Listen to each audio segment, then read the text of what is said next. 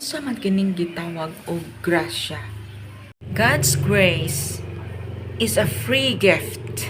Libre kini nga gasa, often described with terms like undeserved or unmerited favor.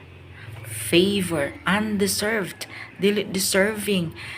Wala naglantaw kung unsa ang atong mga nahimo o atong mga kapakyasan to determine who receives His love or life. Instead, from the kind of intention of His will, God gives all goodness freely, and in the Bible, He describes Himself as gracious. Isaiah 30, versikulo 18, busa naghulat ang Ginoo nga ikapakita ni ang iyang kaluoy nganha kaninyo ug ikalipay ni ang pagkaluoy kaninyo kay ang Ginoo Diyos sa hustisya bulahan ang musalig kaniya. To Romans 6:14 ingon diri kinahanglan nga dili na kamo paulipon sa sala kay dili naman kamo ilalom sa balaod kundi ilalom na sa grasya.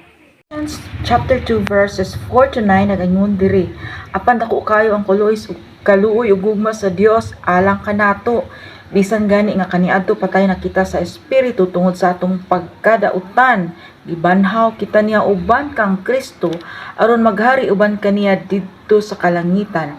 Gibuhat kini sa Dios aron sa umaabot nga mga panahon ipakita niya ang naghingapin niyang grasya diha sa kaayo nga iyang gipakita kanato pinaagi kang Kristo Jesus. Kay pinaagi sa pagtuo naluwas kamo tungod sa grasya sa Dios. Dili kini inyong buhat kundi gasa sa Dios. Busa walay makapasigarbo niini sanglit dili man kini bunga sa inyong mga paningkamot. Maigsuon sa dihang gilansang si Jesus sa krus.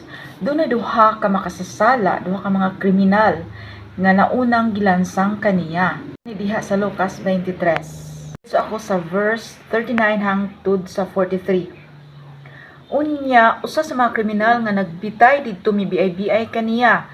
Dili ba ikaw mao ang Mesiyas? Luwas sa ang imong kaugalingon ug kami. Apan gibadlong siya sa iyang kauban nga nag-ingon, wala ka ba mahadlok sa Dios? Ania kita dinhi gisilutan sa maurang silot.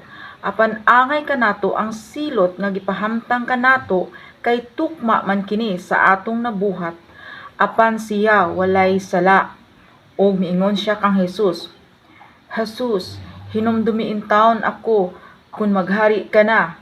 Miingon si Jesus kaniya, sultihan ko ikaw, karong adlaw adto ka sa paraiso uban kanako. Mga igsuon, usa ka makasasala naghinulsol sa iyang sala at tubangan ni Jesus. Ug paghinulsol niya na diha dayon nadawat niya ang kaluwasan. Kuyugon siya sa Ginoo sa paraiso. Kana kahalimbawa or example sa usa ka grasya. Dili kini pinaagi sa binuhatan. Kay ang binuhatan niya usa siya makasasala. Apan sa dihang miduol siya, nagpaubos siya, naghinulsol sa isang kasalanan, ug midangop siya kang Hesukristo na angko niya ang grasya nga gihatag sa Dios alang kaniya. Example nga akong kahatag kaninyo gikan kini sa 2 Corinthians chapter 12 verse 9. Nag-ingon si Jesus kang Pablo, igo kanimo ang akong grasya kay sa imong kaluya makita sa hingpit ang akong gahom. Korinto 15:10. Nag-ingon si Pablo, apan pinaagi sa grasya sa Dios nahimo akong ingon niini ug ang grasya nga iyang gihatag kanako wala gayud makawang. Ini si Pablo usa ni ka maglulutos sa iyang daang kinabuhi. Sa wala pa siya gitawag og Pablo, Saulo ang iyang pangalan kay usa siya ka maglulutos sa Ginoo apan nahimo siyang usa ka sumusunod ni Kristo, gitawag na siyang Pablo. Usa ka Hudeo pero usa ka Roman citizen. Natawo siya sa Tarsus, ang importante nga syudad sa Asia Minor sa usa ka dato nga ginikanan pamilya.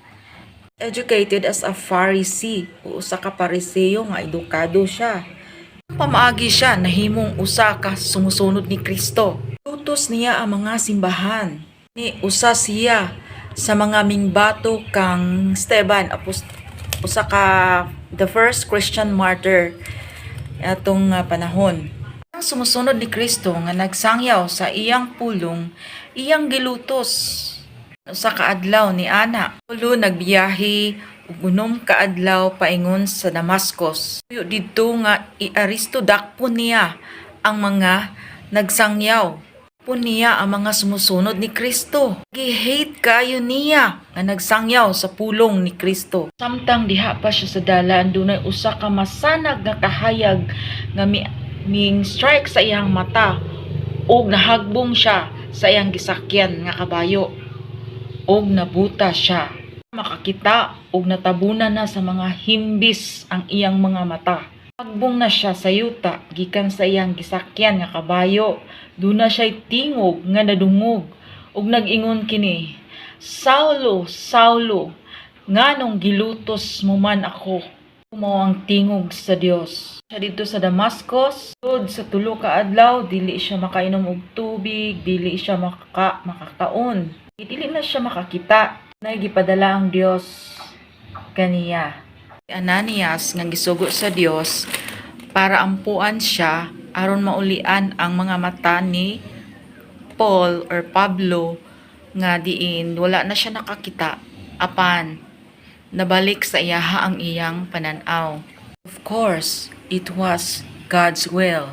Soon, kana ang sugilanon ni Pablo, dunay grasya nga nahitabo ngadto sa iyang kinabuhi.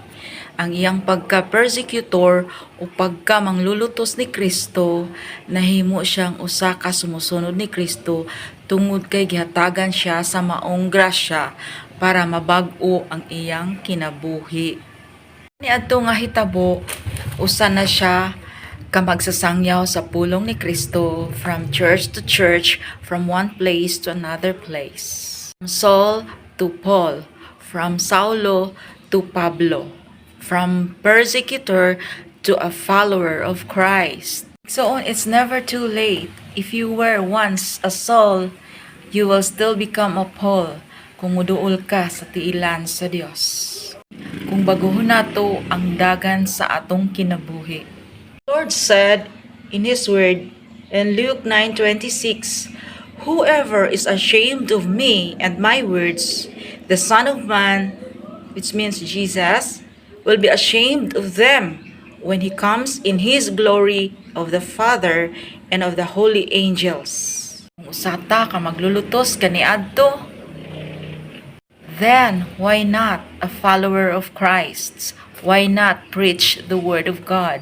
Aygo ng Diyos sa walay katapusan, dungog ug himaya, kaniya lamang. Amen.